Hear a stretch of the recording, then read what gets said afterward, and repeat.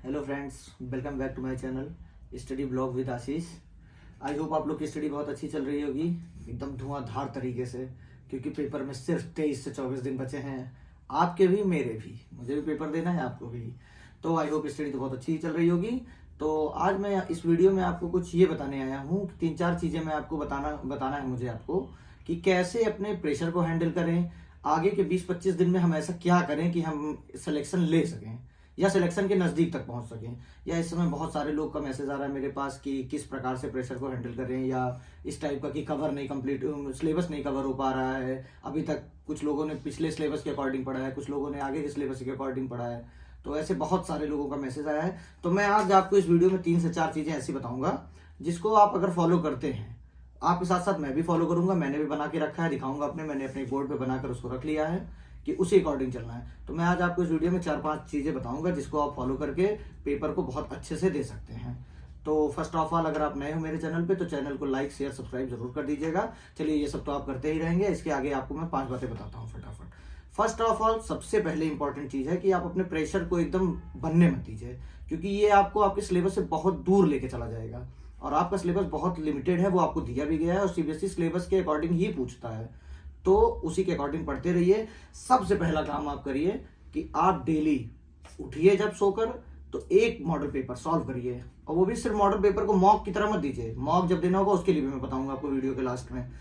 तो आप सबसे पहले उठिए, एक पेपर को सॉल्व करिए, वो भी एक्सप्लेनेशन के साथ। जैसे देखिए, एक पेपर दिया गया है ये, तो इस पेपर के साथ पहले मैं ऐसे कर रहा हूँ इसको, इसके बाद इसमें आप एक्सप्लेनेशन इसका जहाँ दिया गया है, देखिए मैं आगे क्वेश्चन सॉल्व करता हूँ, इसको एक्सप्लेन करके मैं यहाँ पर पढ़ता हूँ पहले कि क्या दिया गया है इसके अंदर, कैसे। तो इससे ये होगा, धीरे धीरे आप चीज़ों को टच करते रहेंगे। जैसे कभी कभी आप पूरा चैप्टर पढ़ जाइए और उसका एक क्वेश्चन पूछा जाता है, तो जैसे एनसीईआरटी से ही देख लीजिए। एनसीईआरटी को पूरा हम पढ़ लेते हैं, लेकिन लास्ट में जब मुझे हम लोग को आंसर देना पड़ता है तो हम लोग मिस कर जाते हैं। तो सबसे पहले आप उठिए, 3 घंटे नहीं, 3 घंटे का पेपर तो आपको एग्जाम में देना है, कम से कम 4 से 4.5 घंटे इसमें लगाइए। एक फुल मॉडल पेपर सॉल्व करिए प्रैक्टिस सेट से और उसको एक्सप्लेनेशन के साथ। और दूसरी चीज, आप उसको जब सॉल्व कर लीजिए तो उसमें एनालाइज करिए। एक आप अपने लिए वो ले लीजिए, जैसे स्टिकी नोट्स होता है, मेरी स्टिकी नोट्स यहीं कहीं थी, चलिए अभी नहीं दिख रही है। एक स्टिकी नोट ले लीजिए या कोई पेपर ले लीजिए, उस पर आप लिखते रहिए, फिगर आउट करते रहिए आप किस पोर्शन में कमजोर हैं। जिस पोर्शन में आपको, जैसे आप इंग्लिश पढ़ रहे हैं तो कंजक्शन आपको नहीं कर पा रहे हैं या प्रोनाउन नहीं कर पा रहे हैं, तो उसको आप नोट कर लीजिए। और उसको नोट करके आप उसकी प्रैक्टिस 3-4 घंटे के बाद, पूरा दिन बचा है आपके पास, तो अपने वीक पोर्शन को आप तेज करने की कोशिश करिए। और बहुत सारे लोगों का मैसेज आ रहा था मैथ्स के लिए, इंग्लिश के लिए, हिंदी के लिए, तो सारी चीजें मैं बताऊंगा इस वीडियो में। डेली के रूटीन पे आप सबसे पहले ये काम करिए, एक प्रैक्टिस सेट सॉल्व करिए, 3 से 4 घंटे उसमें लीजिए आराम से, 4-4.5 घंटे।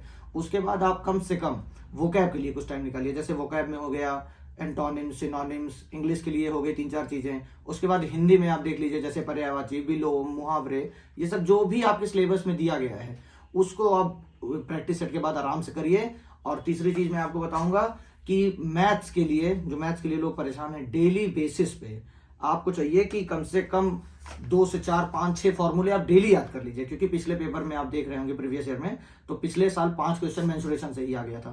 तो ज्योमेट्री के फॉर्मूले, मेंसुरेशन के फॉर्मूले, ये सब आप याद करते रहिए डेली बेसिस पे। और आप ये भी जान लीजिए कि आपको मॉक कब से देना है।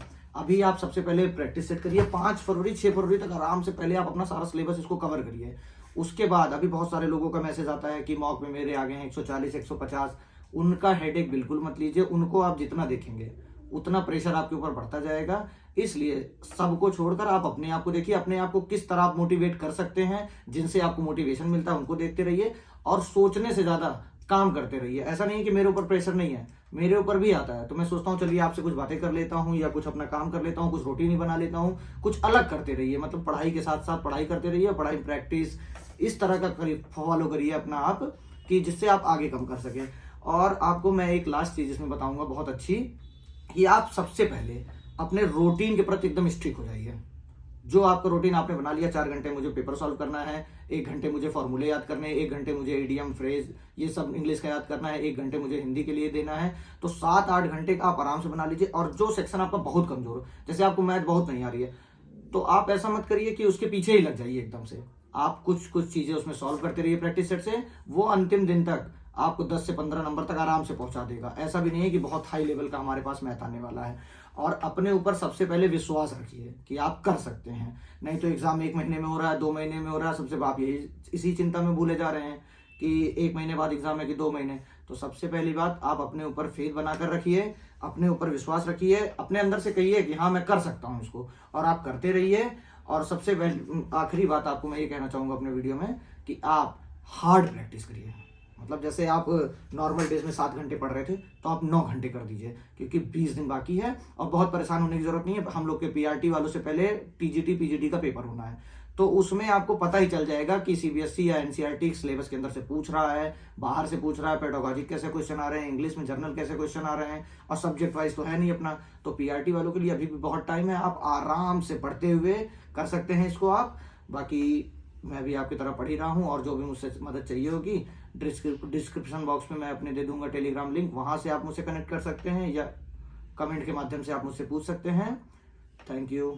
आपको वीडियो पसंद आएगी तो लाइक शेयर सब्सक्राइब जरूर करिएगा। Thank you.